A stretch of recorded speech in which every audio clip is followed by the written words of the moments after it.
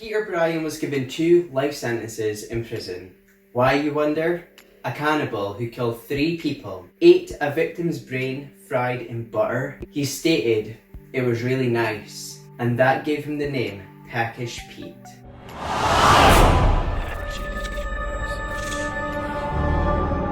Disgusting, right? Murder is one thing, but cannibalism is a whole other level. Sit back, relax, and let's dive into the cannibal who terrorised East London. Peter Bryan was born in London on the 4th of October in 1969. He was the youngest of 7 children to immigrant parents from Barbados. Attended Shaftesbury Junior School in Forest Gate before attending Trinity Secondary School in Cannon Town. Leaving education at the age of 14/15, he found employment at Closestall. Later moving on to teach cooking lessons at his local soup kitchen. That would come in handy for one of his crimes. Now buckle in, it's about to take a scary turn. In 1987, Peter Bryan lived in Flying Angel, a custom house in East London. Here, he tried to throw another resident from his 6th floor window. Shocking, right? His victim managed to fight him off, getting into an altercation, leaving Peter with a gash in the head. The victim managed to escape. The police did turn up. Questions were asked to both Peter and the victim. However, no further action was taken towards either of them. That would prove a major mistake.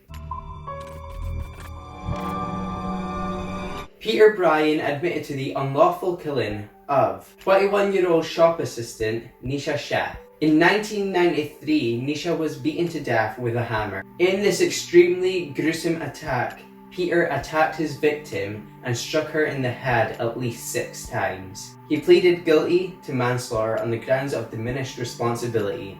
What does that mean?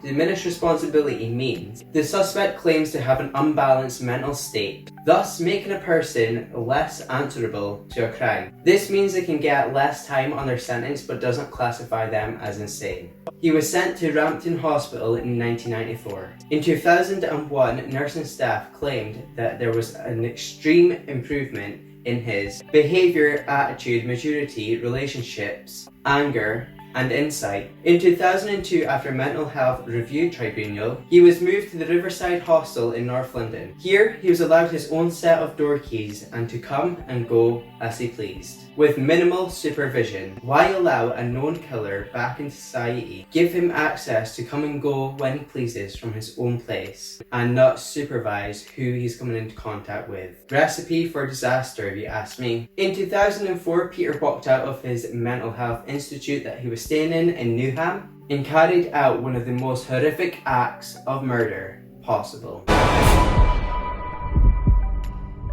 The police were called when neighbours of Mr. Brian Cherry heard screaming and pleas coming from his apartment. The police arrived at a blood-soaked scene. Peter left his victim in a pool of his own blood in a disgusting state, with multiple weapons laying around the room. Peter not only murdered Mr. Cherry, he cut off Mr. Cherry's arms and one of his legs. The police described Peter by stating that his hands and clothes were covered in blood. They found a knife and a claw hammer that was not just only used to murder his victim, but to also dismember his body parts.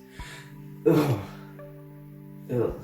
Ugh. Worst of all, the police found a frying pan on the stove with tissue from the deceased man's brain. Ugh! Gruesome and very disturbing, I know. It's making me feel really sick. He later told the police that he ate the brains with butter, stating that it was really nice. Ugh. It gives me goosebumps every time. The image of a brain makes me feel sick to even think about eating it. Just, turns my stomach. April 15th, 2004. Peter Bryan was admitted to the Luton ward of Broadmoor after a stay at the Belmarsh prison. At Belmarsh, he was described as being very unpredictable, a grave risk to others, and extremely dangerous. 4 days into seclusion at Broadmoor, he was allowed to mingle with other patients under general observations or 15-minute breaks. He managed to persuade staff that he was no longer a threat. They deemed him as pleasant and cooperative, he was let out of solidarity. From behind bars, his killings didn't stop there.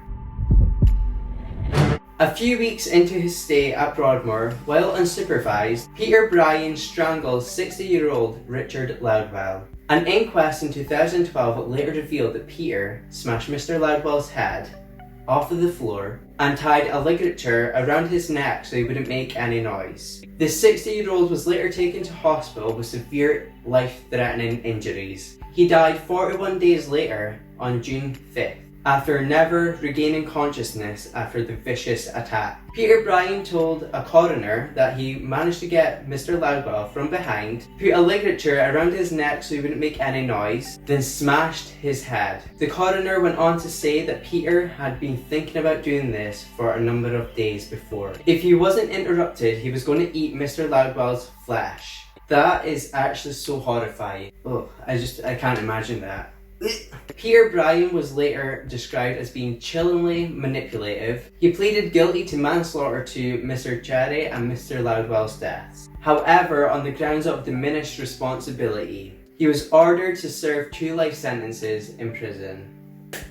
Well deserved. Wow, what a horrifying journey that was. Feeling a little uncomfortable, feel a little scared? I may not sleep for a few days now. First of all, why was a known murderer allowed back into society and to do whatever he wanted without being supervised that well? Also, if the police and social services were more strict with him, do you think he would have went on to continue killing people? Do you think he was born to murder?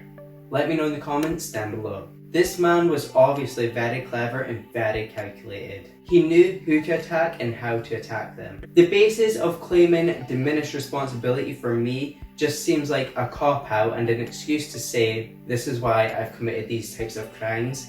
It's just disgusting, and there's no way that he should have been allowed to get away with that.